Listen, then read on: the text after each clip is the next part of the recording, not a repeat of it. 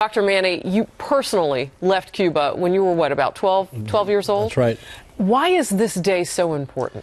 Listen, this is a historical day for many reasons. To me, this is the beginning of something new.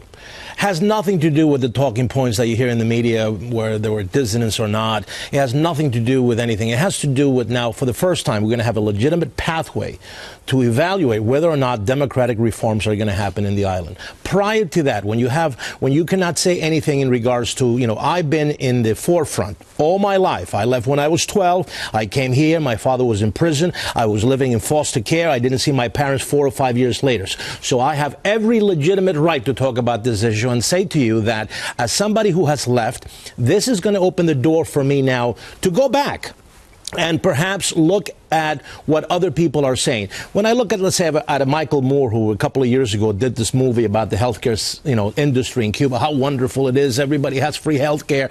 And I said publicly, "You're wrong." He said to me, "Well, when was the last time you were there? When was the last time you did anything over there?" I said, "Okay, fair game." Now we have the venue to go there and see exactly if the Cuban government is going to be open moving forward to changes to some of the human right factors that the Secretary of State said before, and let's see if change is going to come. If that doesn't happen, then... But they've given no indication that they were going to. I mean, this is another one of those deals that we've made where the other side has promised absolutely nothing. In fact, you heard the report beforehand. Castro is now coming out and penning letters saying that we owe millions, if not billions, in reparations because we've now admitted that we were wrong all along. People forget about history. What happened to Eastern Europe? You had, Czechoslovakia, Yugoslavia, Hungary. Everything was under communism. They all went democratic. There was a lot of properties that were taken away when the communists took over Eastern Europe. Nobody said anything about it. There's always going to be talking points. Fidel Castro is not in control of Cuba. Right now, I can tell you he's not in control. The people around him are in control. What do you think about the Castro brothers, this is something the Castro brothers had to do.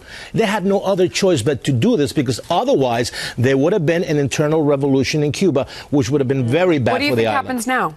What happens now is that it's going to be a transition. You're going to see a China style of changes where there's going to be a lot of economic reforms. There's a lot of American industries that are going there already.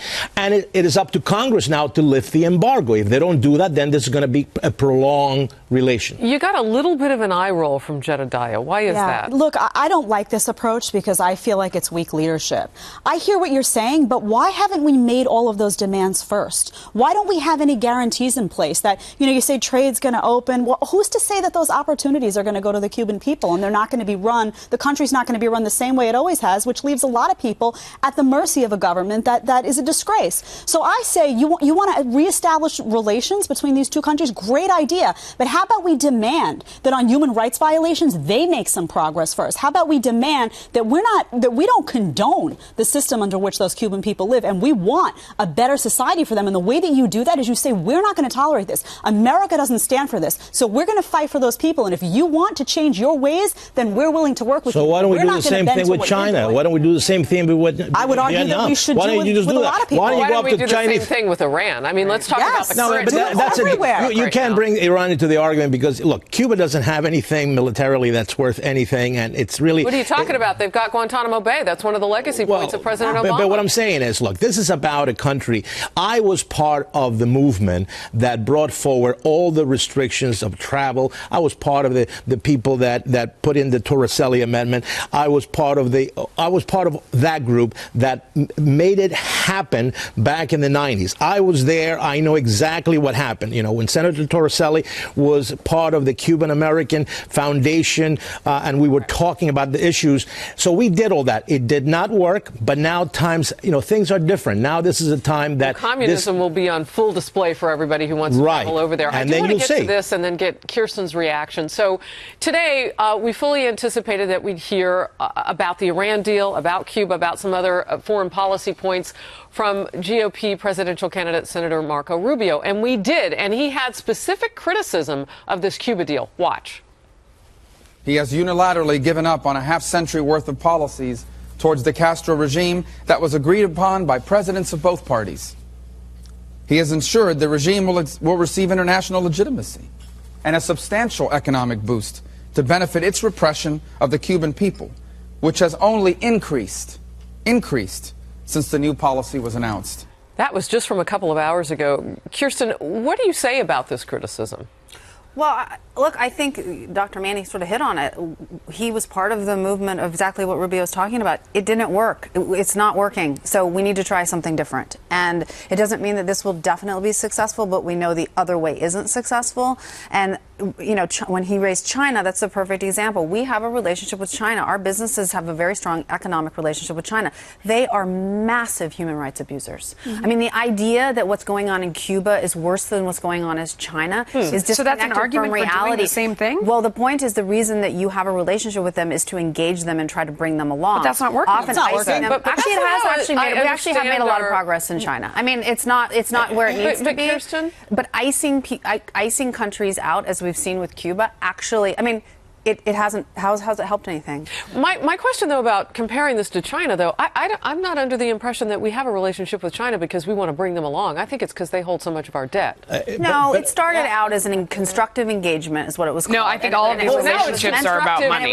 Engaging our the debt idea, with China. No, but we also do have a relationship with them that I think has been beneficial overall to the country, and they have a long ways to go, but it's better to have access to other ideas. I don't know that their human rights record has people. improved at all. I mean, what's improved with China is it's helped all of our companies. I mean, we want to sell stuff to them, so selfishly, because we're dependent on their debt and because we're dependent on their business, we look the other way at their human rights abuses, and that's a disgrace. And that's not bringing them along anywhere. But also, you know, Cuba culturally is pro-America.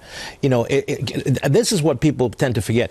Our nation, Cuba, was founded by Americans, more or less. It was the War of Independence was fought by the Americans for us. Many things, our Constitution was drafted by the Americans. For years, until the other day, until 1959, it was another place of paradise. So every Cuban is pro-America. The reason that they got stuck in this communism is because we had the Soviet Union at the time and we had geopolitical moves that were very detrimental. That is long gone now, and things are going to go back to the way they are. But you're absolutely right. We have to protect the human rights. You're talking about the Cuban people, though, being pro-American, not the Cuban government. You're talking about the very dissidents. Listen, the first time Fidel Castro won, when Fidel Castro won the... So we're fighting okay, for hold them. on a second, Doctor, because I do want you to be able to get that out, because Yeah, none of those dissidents were allowed to be there today. those are the very dissidents that we're talking about. I understand that. And the question at the end of the day is, who are we? Who is this country, and what do we stand for? If we want to support a pro-democracy movement, then that means not supporting the government that constantly keeps those people down and supporting those dissidents that are fighting for democracy. And you're going to have now a better pathway to do that. Exactly. And if that doesn't work, then you can yell all you want. It says, Manny, you were wrong. Anywhere. We're going to go back to the old ways. Does I not just have work to say anywhere. one thing, though. I want to be clear that what we're saying, I don't like being cast as us being anti-human rights. So let's just be clear. We have a different idea about how to address the human rights issues. It doesn't mean we don't care about the human rights issues. Yeah. So, you know, I think, I mean, I care a lot about human rights. So don't cast it as if we're just saying, oh, screw human rights. I just don't think it's working. I don't think what we're doing is working. Interesting. Well, one thing's for sure. I think those airlines are ready for flights, aren't they? Right. Yes. Yeah. That's for sure. That's what I'm seeing. I'm seeing people talk about going over there, and we can see Right away. communism on full display and how it failed an entire population Yeah. on that island. That's a great point. That would be a shocker.